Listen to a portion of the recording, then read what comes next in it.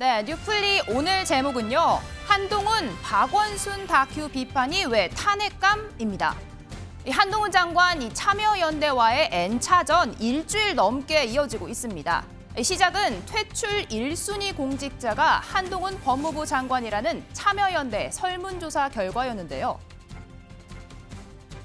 논의를 가지고 얘기해줘야 된다는 말씀이죠. 참여연대가 저를 퇴진하려는 그 근거로 제시한 게 이거잖아요. 자기 홈피에서 설문조사한 거? 그럼 만약에 어떤 보수단체 홈피에서 참여연대 해산에 대해서 찬반 투표를 하면 거기에 더 찬성 많이 나오면 참여연대를 해산하라는 주장의 논거가 될 수 있는 건가요? 그렇지 않지 않겠습니까? 저는 좀 상식적인 주장을 해달라는 말씀을 드리는 거고요. 네, 한동훈 장관 왜 정치단체가 중립적인 척하냐 이렇게 꼬집었는데요. 이 참여연대는 거꾸로 정치검사가 국민을 보호하는 척을 하느냐 반격하며 이 정치적 중립 공방에 불이 붙었습니다.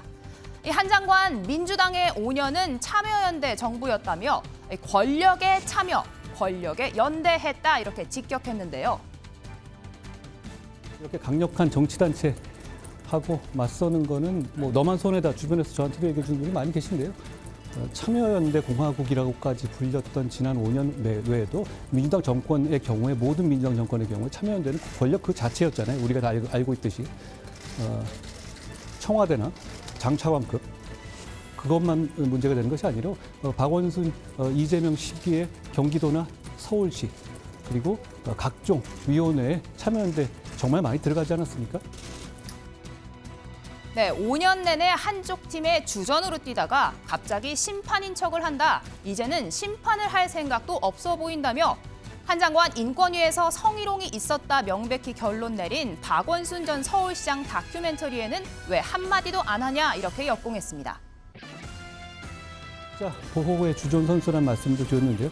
제가 참여연대가 해온 모든 것을 폄훼하는 건 아닙니다만 명백한 약자인 성폭력 피해자를 공격하는 박원순 전 시장 다큐에 대해서 주변에서 왜 아무 말 안 하냐고 말을 계속해도 빈말이라도 한마디 못하는 게 어떻게 참여연대가 말하는 약자 보호인지 저는 묻고 싶습니다.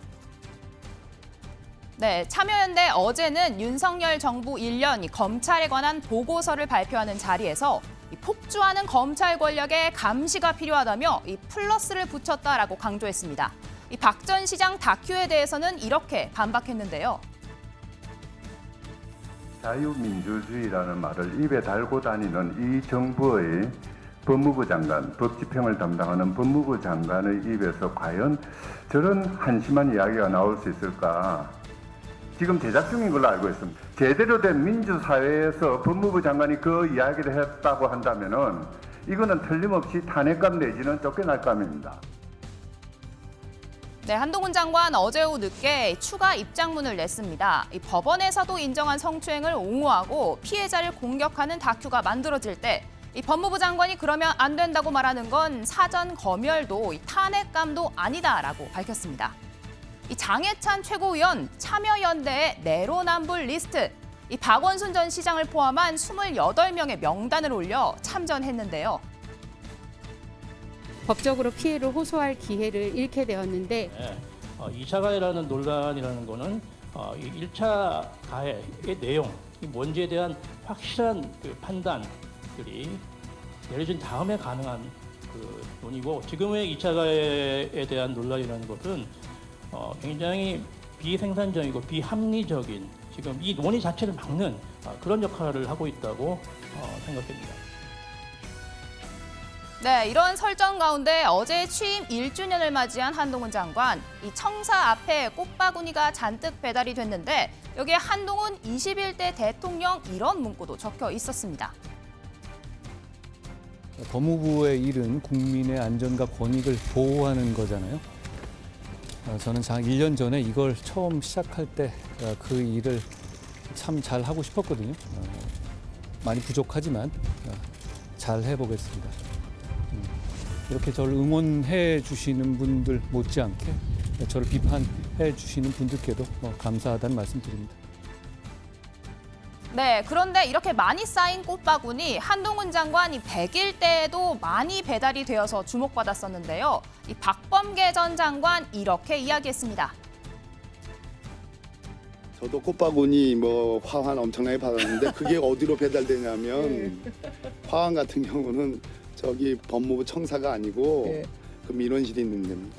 그렇다면 제가 화환을 우리 법무부 청사 앞에다 쭉 도열시킨 그런 생각이 있다면 그렇게 할 수도 있어요. 근데 그렇게 하지 않았습니다. 청사 바깥이 아니라 청사 안에 쭉 안에 넣어놨어요. 그러니까 일부러 제가 거기서 포즈를 취하지 않으면 사진이 찍힐 수가 없습니다. 그거 보니까 장관 출근인지 퇴근인지 모르지만 아무튼 장관이 청사 들어오면서 찍은 사진이더만요. 네, 이러한 민주당의 때리기에 한동훈 장관 출마설은 계속해서 나오는 상황이죠. 나를 세우는 거죠. 그런데 나를 세우는데 자꾸 민주당 의원들이 내가 볼 때는 손해를 보는 것 같아요. 한동훈 장관. 그렇게 자꾸 키우는 거고. 예? 우리 국민의힘이 언제 뭐 한동훈 법무부 장관을 정치적으로 키우려고 한 그런 입장이 어디 있습니까? 민주당에서 다 이만큼 키워난 거지. 네, 총선 출마론 계속해서 언급되는 전직 법무부 장관 한 명 더 있죠. 바로 조국 전 장관과 조민 부녀인데요. 전주 출마는 제가 처음 들어본 얘기고요. 또는 목에 칼이 이제 풀렸을 때, 발목에 있는 쇠사슬이 풀렸을 때 뭘 할지는 저도 잘 모르겠습니다. 조민 양이 정치를 한다고 하면 말리실 건지 궁금합니다. 저희 딸은 정치에 전혀 생각이 없습니다. 뭐 여러 수많은 제안이 있는데 그 판단은 저희 딸이 스스로 아마 하지 않을까 생각하고 있습니다. 저는 떳떳합니다. 부끄럽지 않게 살았고요. 저 오겹살 좋아하고 그다음에 닭발 좋아하고 껍데기 좋아해요. 네, 이현종 의원님. 한동훈 장관과 참여연대 설전 사실 이렇게까지 길어질 줄 몰랐습니다. 네. 정치적 중립 이하 박원순 전 시장 다큐 이야기까지 확전되고 있는데 왜 이렇게 이어진다고 보십니까? 글쎄요, 참여연대가 이제 촉발한 게 이 설문조사를 했죠. 네. 4천여 명 홈페이지 상대로 해서 설문조사를 해서 퇴출돼야 될 장관 1순위를 이제 한동훈 장관을 꼽았지 않습니까? 근데 저는 그렇게 봅니다. 그러니까 시민단체가 어떤 장관에 대한 평가를 할 때는 객관적인 기준이 있어야 될 거 아니겠습니까? 여론조사를 한다든지 뭐 이런 게 있을 텐데 자신의 어떤 뭐 지층이 모르겠습니다만 그냥 설문조사를 해서 그걸 기준으로 해서 이렇게 발표한다는 것 자체가 일단 말이 안 되는 것이고 또 참여연대는 저는 시민단체라기보다는 오히려 한편으로 보면 이 싱크탱크 성격이 있는 게 아닌가. 왜냐 지난 문재인 정부 때 핵심 인사들이 전부 다 사실은 많은 이 정부에 참여를 했잖아요. 보통 우리 그런 단체를 싱크탱크라고 그럽니다. 미국의 헤리티지라든지 이런 게 있듯이 이제 그런 성격인데 지금 이제 촉발된 거는 또 이제 지금 이 검찰 평가 1년 플러스 해서 지금 박원순 전 시장에 대해서 지금 다큐멘터리를 만들고 있거든요. 그러니까 이거는 지금 이미 국가기관에서 명백한 성의 어떤 이 추행과 성피해라고 이미 밝혀진 바가 있습니다. 자, 그런데 이제 본인들이 만드는데 그렇다면 시민단체가 아무리 박원순 시장이 참여연대를 만드는데 결정적 기여를 했다 하더라도 그게 표현의 자유다라고 이야기하는 것은 저는 이게 도를 넘었다고 보거든요. 그런 측면에서 지금 한동훈 장관이 시민단체가 그런 문제에 대해서 특히 오히려 더 적극적으로 반대하고 지적을 해야 되는데 그걸 표현의 자유라고 이제 감싸는 게 말이 되느냐 등등 해서 이제 논란이 가열되고 있는 것 같은데 아마 이제 참여연대의 어떤 본질적인 성격 또 한동훈 장관의 앞으로의 정치적인 어떤 행보 등등을 놓고 이 논쟁은 아마 앞으로도 뭐 계속되지 않겠나 싶습니다. 네, 이 끝없는 참여연대와 한 장관의 설전, 그 불씨가 이 정치권으로까지 번지고 있는 모양새입니다. 이 박찬대 민주당 의원 오늘 아침 라디오 방송에 나와서 이 참여연대가 법무부에 가상자산 보유 여부를 공개해달라고 요청했지만 한동훈 장관이 이를 거부했다 이런 주장을 했습니다. 비슷한 의혹 제기 얼마 전에도 있었고 당시 법무부도 즉각 해명했는데요. 먼저 박찬대 의원의 주장 듣고 오시죠.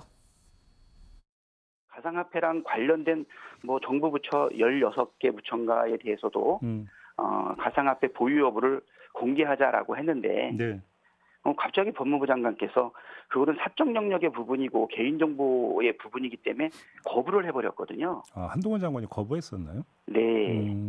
그래서 그 공개 대상이 아니다라고 해서 거부를 했는데. 네. 근데 한동훈 장관이 그런 워딩을 쓴 적이 있습니까? 또 그렇게 물어보시니까 한 번 더 확인할 필요는 좀 있는 것 같네요. 네, 이 질문자도 재차 물어보는 상황입니다. 법무부에서 즉각 사실 아니다 이렇게 반박 입장문을 냈습니다. 일단 이게 어떻게 촉발됐는지를 좀 설명을 드리면은 지난 8일에 참여연대가 이제 이거를 물어봤어요.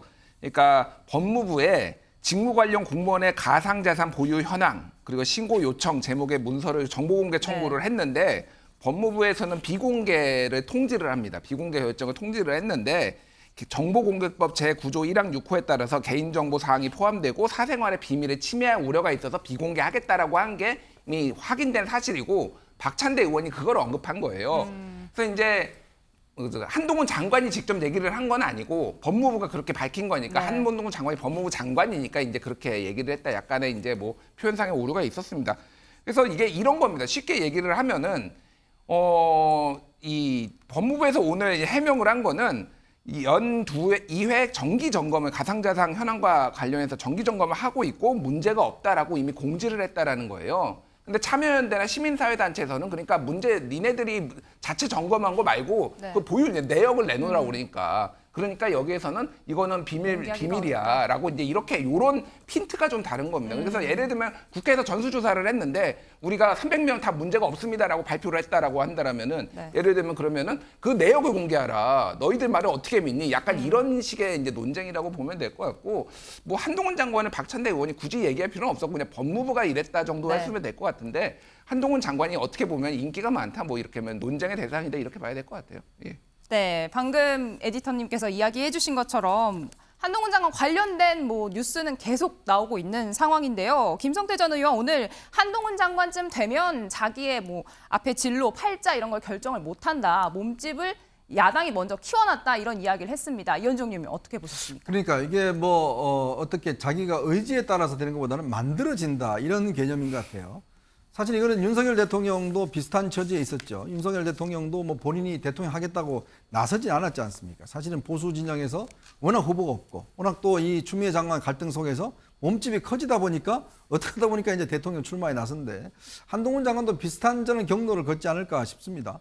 워낙 뭐 야당에서 뭐 말끝마다 지금 좀 전에 이야기했듯이 굳이 법무부 이야기를 하면 될 텐데 한동훈 장관 이야기를 하잖아요. 그거는 계속 한동훈 장관의 몸값을 키워주는 역할을 할 수밖에 없는 거거든요.